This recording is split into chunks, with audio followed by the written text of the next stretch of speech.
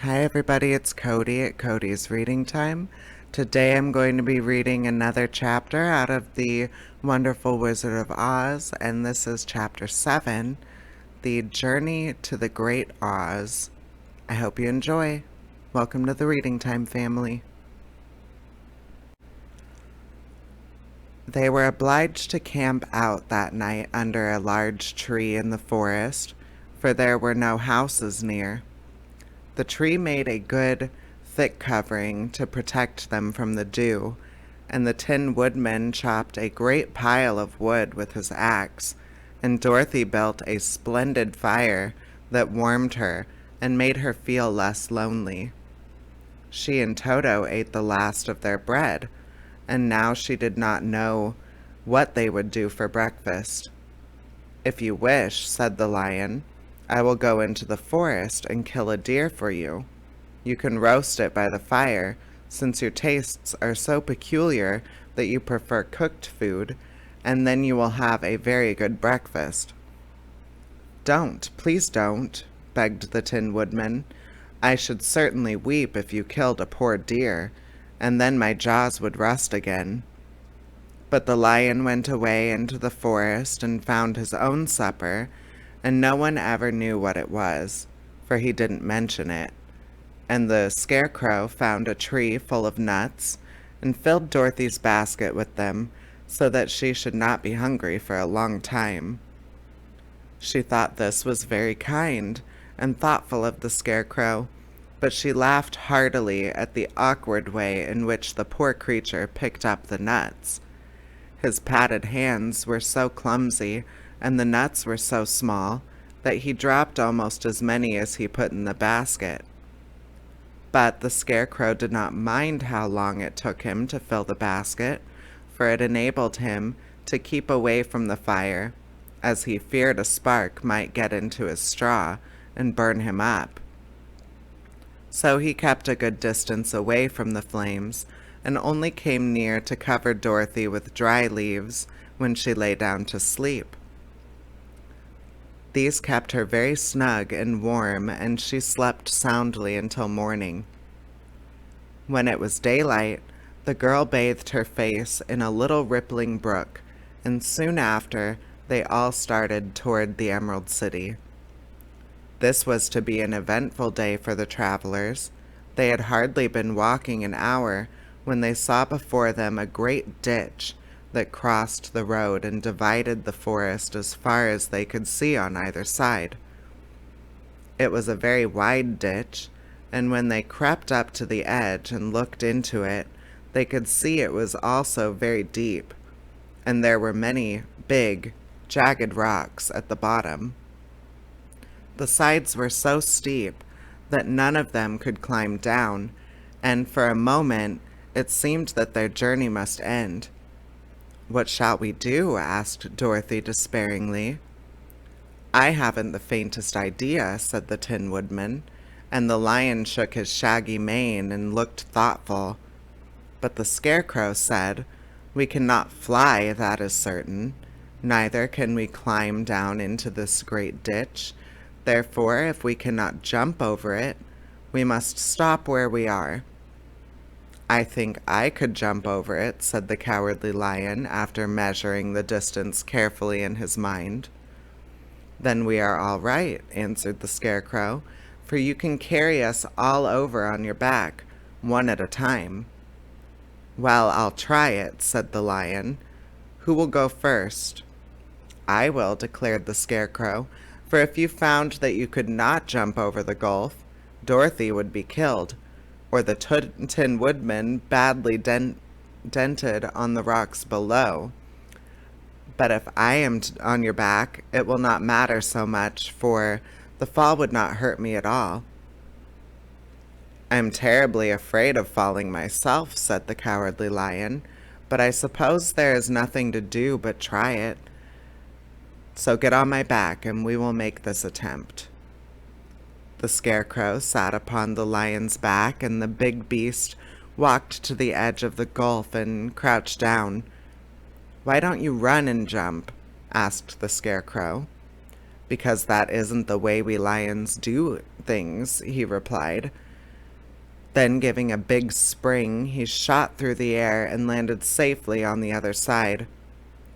They were all greatly pleased to see how easily he did it, and after the Scarecrow had got down from his back, the lion sprang across the ditch again. Dorothy thought she would go next, so she and Toto in her arms and climbed on the lion's back, holding tightly to his mane with one hand. The next moment it seemed as if they were flying through the air, and then, before she had time to think about it, she was safe on the other side.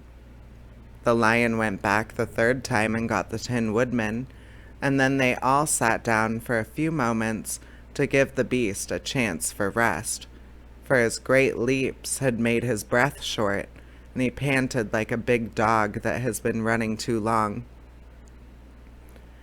They found the forest very thick on this side, and it looked dark and gloomy. After the lion had rested, they started along the road of brick, silently wondering, each in his own mind, if ever they should come to the end of the woods and reach the bright sunshine again. To add to their discomfort, they soon heard strange noises in the depths of the forest, and the lion whispered to them that it was in this part of the country that the Kalidas lived. "What are the Kalidas?" asked the girl. "They're the monstrous beasts with bodies like bears and heads like tigers," replied the lion, "and with claws so long and sharp that they could tear me in two as easily as I could kill Toto. I am terribly afraid of the Kalidas." "I'm not surprised that you are," returned Dorothy. "They must be dreadful beasts." The lion was about to reply when suddenly they came to another gulf across the road, but this one was so broad and deep and that the lion knew that he could not leap across it. So they sat down to consider what they should do, and after serious thought, the Scarecrow said, "Here's a great tree standing close to the ditch. If the Tin Woodman can chop it down so that it will fall to the other side, we can walk across it easily."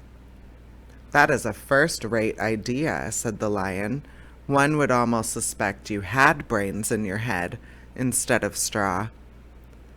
The woodman set to work at once, and so sharp was his axe that the tree was soon chopped nearly through.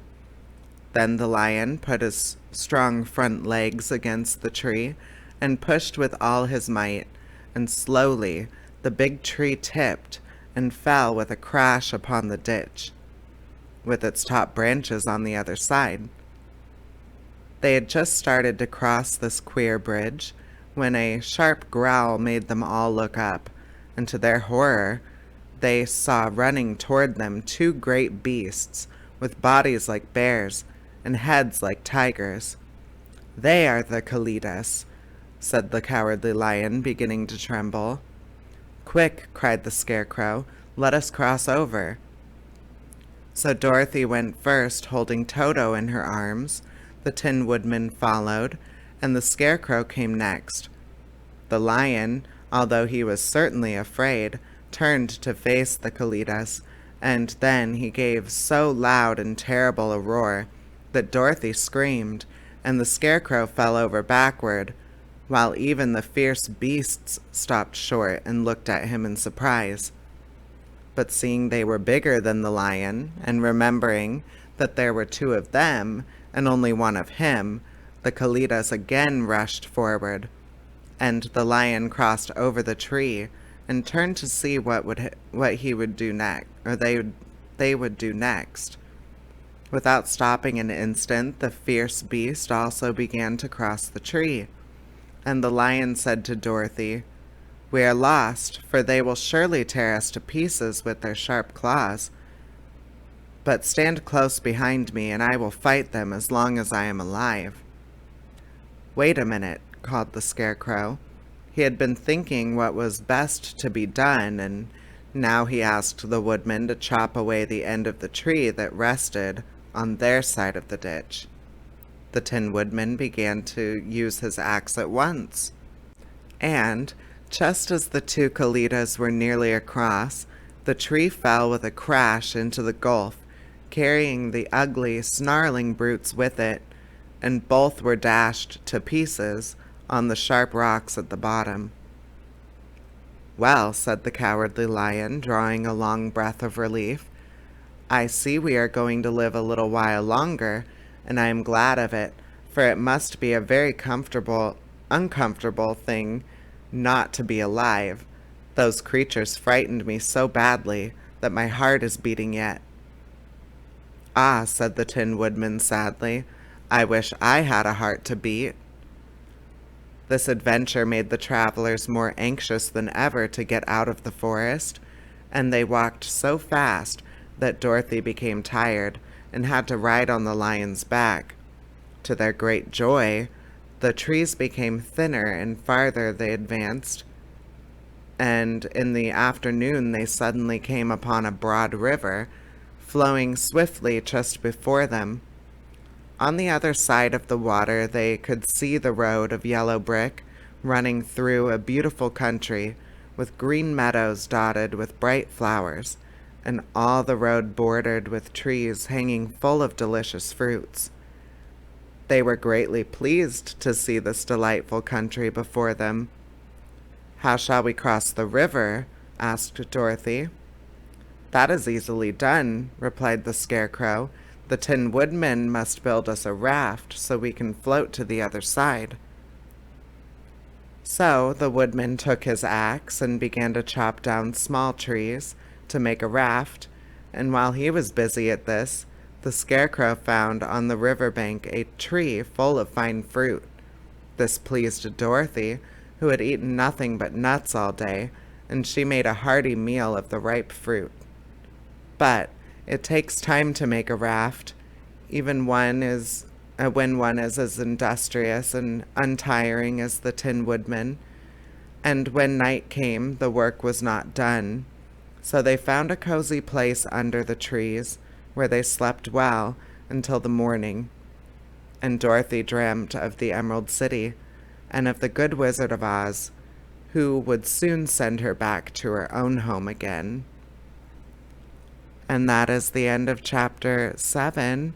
I hope you enjoyed that chapter, and I hope you enjoy the whole rest of the book on my channel and everything else that I'm posting. So stick around, subscribe, become a part of the Reading Time family. I'll see y'all later. Bye-bye.